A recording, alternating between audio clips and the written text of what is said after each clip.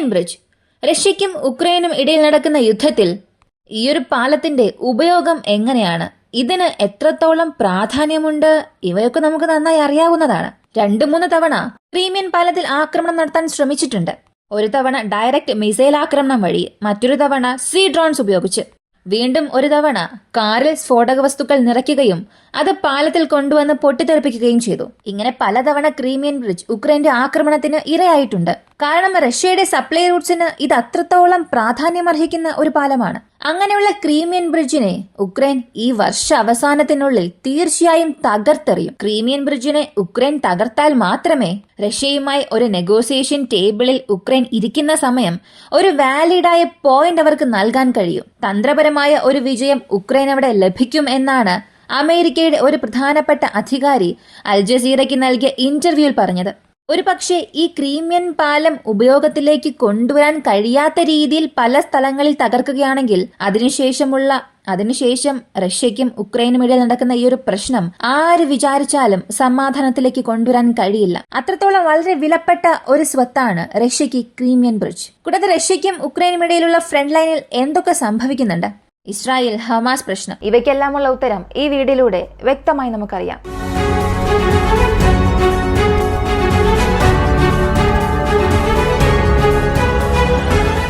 അൽ ജസീറയ്ക്ക് former അമേരിക്കയുടെ commander ഒരു interview കൊടുത്തു. ഇദ്ദേഹം നേരത്തെ അമേരിക്ക കാരണം ഇറാൻ, ഇറാഖ് പോലുള്ള രാജ്യങ്ങളിൽ നടക്കുന്ന പ്രശ്നങ്ങൾ അത് സംബന്ധിക്കുന്ന പ്രവർത്തനങ്ങളിൽ ഏർപ്പെടാൻ നിയോഗിച്ച ഒരു വ്യക്തിയാണ്. അദ്ദേഹത്തിന്റെ പേര് പുറത്തു പറഞ്ഞിട്ടില്ല. കൂടുതൽ ഇന്റർവ്യൂസിലും പറയാൻ ഇവർക്കൊരു കോഡ് നെയിം മാത്രമേ നൽകിയിട്ടുണ്ടാവുകയുള്ളൂ. അല്ലെങ്കിൽ മറ്റേതെങ്കിലും ഒരു രഹസ്യ നെയിം പറയും. ഇവരുടെ യഥാർത്ഥ പേര് പറയില്ല. അവരുടെ യഥാർത്ഥ വ്യക്തിത്വം എവിടെയും വെളിപ്പെടുത്തില്ല. ഇദ്ദേഹത്തോട് വളരെ പ്രധാനപ്പെട്ട ചില ചോദ്യങ്ങൾ ചോദിച്ചു. ക്രീമിയെക്കുറിച്ചും ചോദിച്ചു. ഈ കേർച്ച് സ്ട്രെയിറ്റിലുള്ള ക്രീമിയൻ പാലത്തെക്കുറിച്ചുള്ള ചില കാര്യങ്ങൾ അദ്ദേഹത്തോട് ചോദിച്ചു. റഷ്യയ്ക്കും ഉക്രൈനും ഇടയിൽ ലോങ് റേഞ്ച് മിസൈൽസ് ഉപയോഗിക്കുന്നതിനെക്കുറിച്ചും അതിനുള്ള അംഗീകാരം അമേരിക്ക നൽകുമോ, സെലൻസ്കിയുടെ വിക്ടറി പ്ലാൻ എങ്ങനെയായിരിക്കും? കാരണം നാറ്റോയെ അകത്തേക്ക് കൊണ്ടുവരുന്നതുവരെ പല കാര്യങ്ങളും ഉക്രൈന് അനുകൂലമായി നടക്കുന്നത് പോലെ സംസാരിച്ചിട്ടുണ്ട്. അപ്പോൾ ഇത് ഒന്നും തന്നെ ഇല്ലാതെ ഉക്രൈൻ റഷ്യയെ കീഴടക്കണം, ഈ ലോങ് റേഞ്ച് മിസൈൽസ് ഉപയോഗിക്കാതെ തന്നെ റഷ്യയെ ഉക്രൈൻ ഡൗൺ ചെയ്യണമെന്നുണ്ടെങ്കിൽ എന്ത് വഴിയാണ് ഉള്ളത് എന്ന് ഒരു ചോദ്യം അദ്ദേഹത്തോട് ചോദിച്ചു. അതിന് അദ്ദേഹം ലളിതമായ ഒരു മറുപടി നൽകി. ക്രീമിയൻ പാലം തകർക്കുക. അതെന്താ ഉദ്ദേശിക്കുന്നത്? ക്രീമിയൻ ബ്രിഡ്ജ് റഷ്യയുടെ വളരെ പ്രധാനപ്പെട്ട ഒരു അസറ്റാണ്. ക്രീമിയയ്ക്കും റഷ്യയുടെ ക്രെസ്നോഡ റീജിയണിനുമിടയിൽ 19 കിലോമീറ്റർ ഉള്ള കടലിന്റെ മധ്യഭാഗത്തുള്ള ഒരു പാലം. റെയിൽവേ നെറ്റ്വർക്കും അതോടൊപ്പമുണ്ട്. അത് തകർക്കുകയാണെങ്കിൽ ഒരു വലിയ യുദ്ധം റഷ്യയ്ക്കും ഉക്രൈനും ഇടയിൽ വരുമല്ലോ. ഇത് എങ്ങനെ നിങ്ങൾ തകർക്കും? ഇത് തകർത്തതിനു ശേഷം എന്തൊക്കെ അനന്തരഫലങ്ങളായിരിക്കും സംഭവിക്കുക? ഇത് ഉക്രൈന് എങ്ങനെ അനുകൂലമായി മാറും എന്ന് ചോദിക്കുന്നു. അതിന് അദ്ദേഹം പറയുന്നത്, ഇപ്പോഴും റഷ്യയ്ക്കും ഉക്രൈനും ഇടയിൽ യുദ്ധമൊന്നും നടക്കുന്നില്ല എന്നാണോ നിങ്ങൾ കരുതുന്നത്? 2022 മുതലേ ഇങ്ങനെ തന്നെയാണ് സംഭവിക്കുന്നത്. ക്രീമിയൻ ബ്രിഡ്ജ് റഷ്യയെ സംബന്ധിച്ചിടത്തോളം വളരെ പ്രധാനപ്പെട്ട ഒന്നാണ്. എന്നാൽ അത് ഉക്രൈൻ നശിപ്പിക്കണം. എന്തിന് നശിപ്പിക്കണം? എങ്ങനെ നശിപ്പിക്കണം? എന്തിന് ആക്രമിക്കണം എന്ന് ചോദിച്ചാൽ റഷ്യയെ കീഴ്പ്പെടുത്തണം.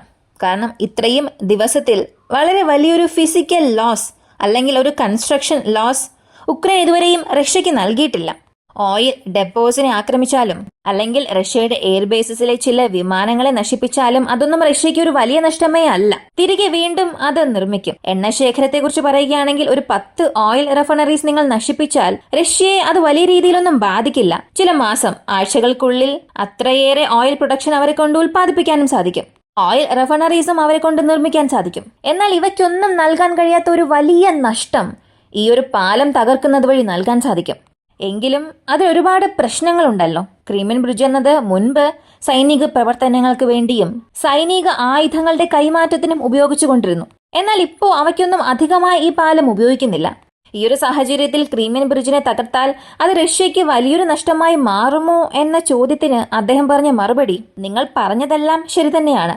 മുൻപ്, അതായത് 2022 മുതൽ 2023 സെപ്റ്റംബർ വരെയും റഷ്യയ്ക്ക് ഈ ക്രീമിയൻ ബ്രിഡ്ജ് പ്രധാനപ്പെട്ട സൈനിക ഉപകരണങ്ങൾ കൈമാറ്റം ചെയ്യുന്ന ഒരു സ്ഥലമായിരുന്നു. എന്നാൽ പിന്നീട് അവർ ഒരു ലാൻഡ് കോറിഡോർ നിർമ്മിച്ചു. ആ വഴിയിലൂടെ ആയുധങ്ങൾ കൊണ്ടുവരാനും ഫ്യൂവൽസ് കൊണ്ടുപോകാനുമുള്ള പണികൾ നടക്കുന്നു. അങ്ങനെയാണെങ്കിലും 100% ക്രീമിയൻ ബ്രിഡ്ജിന്റെ പ്രവർത്തനം അവസാനിച്ചിട്ടില്ല. ഗണ്യമായ രീതിയിൽ ഇപ്പോഴും ക്രീമിയൻ ബ്രിഡ്ജ് വഴി പല ആയുധങ്ങൾ കൈമാറ്റം ചെയ്തു വരുന്നുണ്ട്.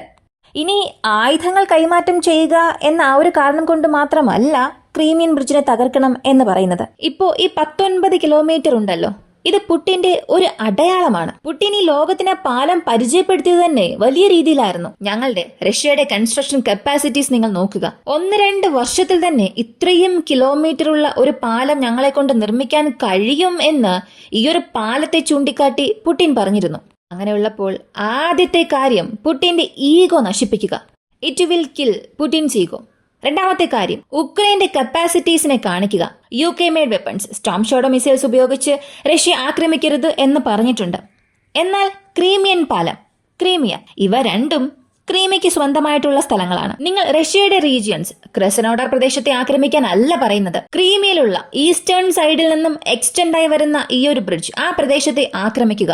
അവിടെ ആക്രമിച്ചാൽ അത്ര പെട്ടെന്ന് റഷ്യയെ കൊണ്ട് അത് നിർമ്മിക്കാൻ സാധിക്കില്ല. എത്ര തന്നെ റഷ്യ അതിനെ സംരക്ഷിക്കാൻ ശ്രമിക്കുന്നുണ്ടെങ്കിലും ഫെറി നെറ്റ്വർക്ക്സ് എല്ലാം ആരംഭിച്ചാലും സീ ഡ്രോൺസിൽ നിന്നും ഇവയെ സംരക്ഷിക്കാനായി വെള്ളത്തിൽ പൊങ്ങിക്കിടക്കുന്ന വസ്തുക്കൾ ഉപയോഗിച്ച് എല്ലാം അവയെ സംരക്ഷിച്ചാലും 100% റഷ്യയെ കൊണ്ട് അവയെ സംരക്ഷിക്കാൻ സാധിക്കില്ല.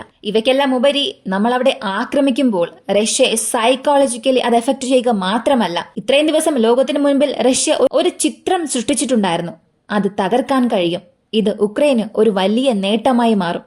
ഇദ്ദേഹം പറയുന്നതിൽ ചില കാര്യങ്ങൾ സത്യമാണ്.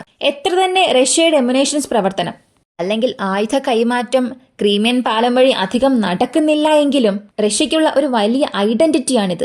അത് തകർത്തതുപോലെയാകും. എന്നാൽ ഈ ഒരു പാലം തകർക്കുന്നത് വഴി റഷ്യയ്ക്കുണ്ടാകുന്ന വിജയം അല്ലെങ്കിൽ അവർക്കുണ്ടാകുന്ന നേട്ടത്തെക്കാളും തിരിച്ചടികൾ അധികമാകാനാണ് സാധ്യത.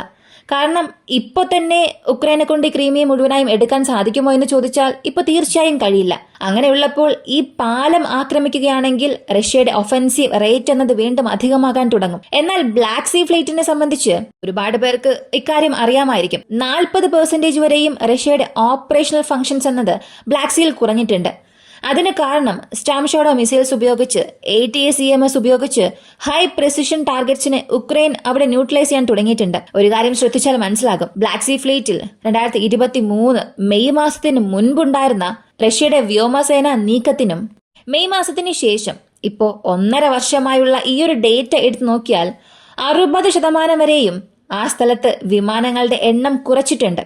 അപ്പോൾ ഈ ഡേറ്റാസ് എല്ലാം വിശകലനം ചെയ്യുമ്പോൾ ബ്ലാക്ക് സീ ഫ്ലീറ്റിന് റഷ്യയ്ക്ക് ആക്റ്റീവായി ഉപയോഗിക്കാൻ സാധിക്കുന്നില്ല. അതിന് കാരണം അമേരിക്കയുടെ ആയുധങ്ങൾ ഉക്രൈൻ അവിടെ ഏറ്റവും കൂടുതൽ ഉപയോഗിക്കുന്നുണ്ട്.